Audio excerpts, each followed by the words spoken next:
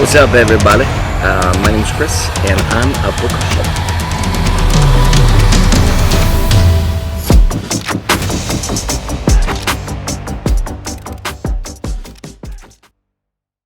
Okay, hey, you know what? I wanted to just show you a couple books that I recently acquired, and I'm looking forward to them.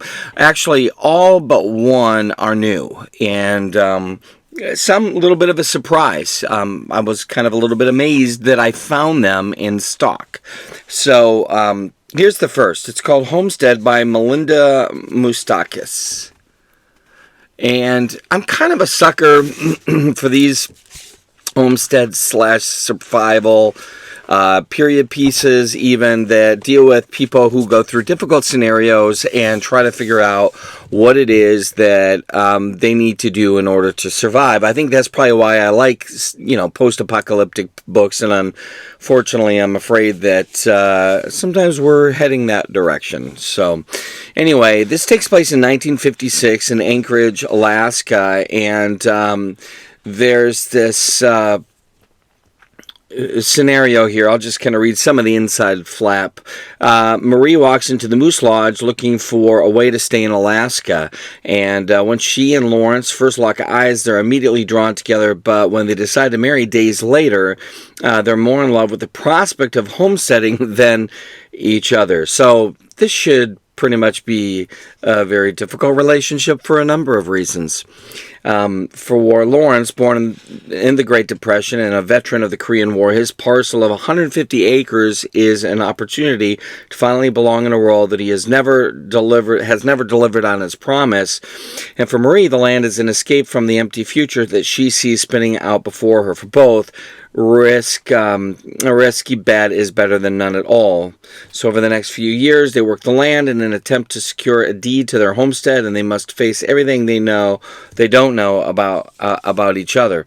And actually, that sounds interesting. Here's what I know about homesteading, which my wife and I, we have a little homestead in central New York, and you can actually, if you want, go watch some of the YouTube channel that we have, Happy Place Homestead. We've been here about 9 years, and we know it is a lot easier to maintain a homestead than it is to start a homestead. It can be very, very difficult.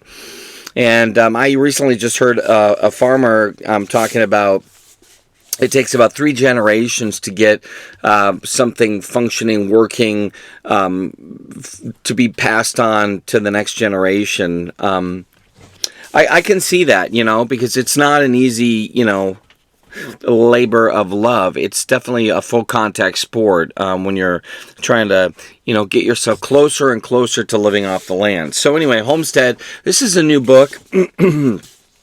And I'm not sure about the author, but she was born in Fairbanks, Alaska, so I think that'll be nice having some of that firsthand experience of the terrain, if you will. The next book I'm pretty excited about, and this looked really interesting to me, Chuck Wendig, and it is Black River Orchard. It has almost kind of like an Eden type of Adam and Eve, kind of motif going on here with this tree and the fruit, and it's autumn in the town of Harrow, but something besides the season is changing here.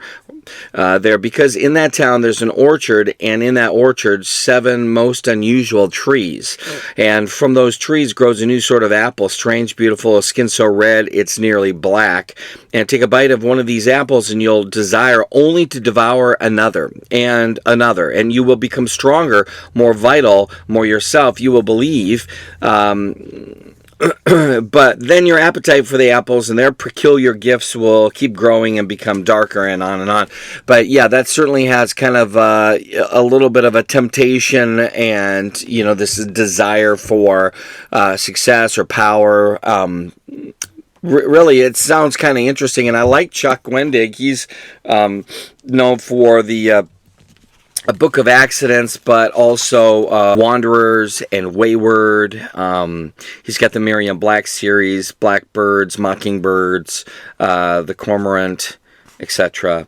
So anyway, I follow him on social media, and I kind of, I'm curious about him a little bit more and more, and liking the way he writes. So anyway, that's kind of a little bit of a adventure awaiting my eyes. Speaking of adventures, here's again the Prospectors, Ariel Janakian. Maybe I butchered that, but this this is going to look a little bit at kind of that California prospecting, I believe, here. So, the middle daughter of a struggling California fruit farmers, Alice Bush, is accustomed to feeling inferior and destitute. But when her elder sister's husband strikes a vein of gold in the Yukon, Alice finally seizes control of her destiny by joining a wave of white settlers making the dangerous trek to the Klondike. And again, I get these kind of period pieces, and specifically the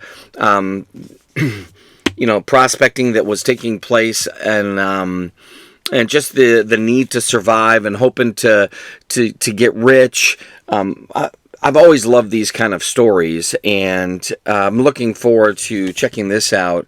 I'm not sure when I'll get to this, but this is a brand new book by Ariel, and I am not 100% sure. I don't believe I've read anything by her as of yet. So I'm wondering if you've heard of this or seen this, but yeah. So anyway, that's the third book on the recently acquired. This is just a simple book lover buying a book about books. The librarianist, which is a mouthful right there, isn't it? But Bob Common is a retired librarian passing his solitary days surrounded by books and small comforts in a mint-colored house in Portland, Oregon. One morning on his daily walk, he encounters a confused elderly woman lost in a market and returns her to the senior center that is her home. So hoping to fill the void he's known since retiring, he begins volunteering at the center. My hope is that this is going to be a little bit more focused on the books. I know that sounds heartless of me, but,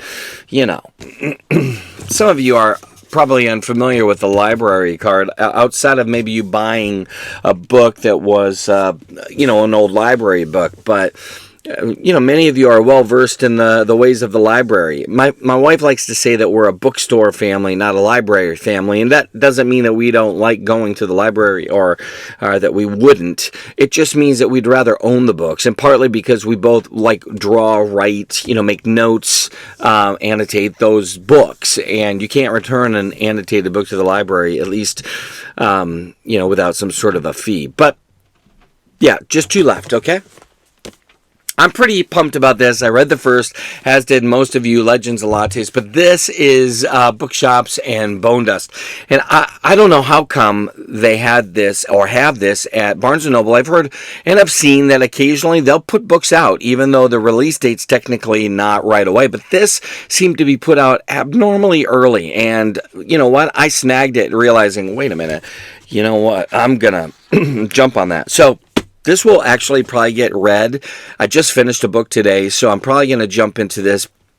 I mean, it could possibly be tonight. It's hijacked basically my my TBR pile. So we'll see. I said one more, but I'm going to snag this here because I can't remember, and I probably did. But Pip Williams, I'm pretty pumped about this book, The Book Binders. And again, books about books. You kind of know, many of you, that I do have a problem with that. And so sometimes sometimes this kind of stuff is exactly what I need to do a literary palate cleanse. Anytime you say the word cleanse, I need a cleanse. That doesn't really work for me. My brain is so weird that... yeah. Anyway, here's the last one. I started reading this. It's an advanced reading copy, although this has been out quite a while. And even has a new jacket for it, a new picture. If you go on to like Kindle, you can see it, and it's not, it doesn't look like this. But The Impossible Fortress by Jason Rekulak, he's got a book out right now, though, that is getting a lot of, eye time. There's a lot of, stores that are carrying his book. And I'm personally loving this. This is such a retro kind of flow, and I like the nostalgia going back. You know, you have a group of kids that are ultimately, they're trying to get a copy of the Playboy magazine that had Vanna White featured on the cover. And so there's this ridiculous, you know, attempt and plan to try to figure out how to, as young underage kids, get a copy, and they've determined ultimately that they may have to steal it. So it's insane, and it's a little bit stupid, but I actually really like this, and part of it is because, you know, I'm a dingbat. But there's this other kind of side story here about the protagonist and kind of his interest in coding, and really at the heart, he's kind of this awesome little nerd who finds a girl that is also kind of, you know, a great compliment to those nerdy endeavors. And so it's a good feel good. So if you'd like, you know, the cozy mysteries, you know, that Travis Baldree is putting out, you know, you might actually enjoy this. This has got a little nostalgia, so any Gen Xers out there, you probably would like this a lot as well. So anyway, those are some of the books that I'm pumped about. This Digital Fortress one, I'm actually... My bad, it's not Digital Fortress. What is that, a Dan Brown book? Good grief. The Impossible Fortress, excuse me. This, I'm probably about a fifth of the way through, so I'm kind of digging it already. Yeah, so anyway, thanks for tuning in. I know it's a little hit and miss for me lately, but it is what it is, and I still just am constantly thinking about books, talking about books, watching YouTube videos on books, buying books. I'm trying to sell some books on Pango if you're interested in that kind of stuff. And the long and the short of it is I love this stuff, and I hope you do too.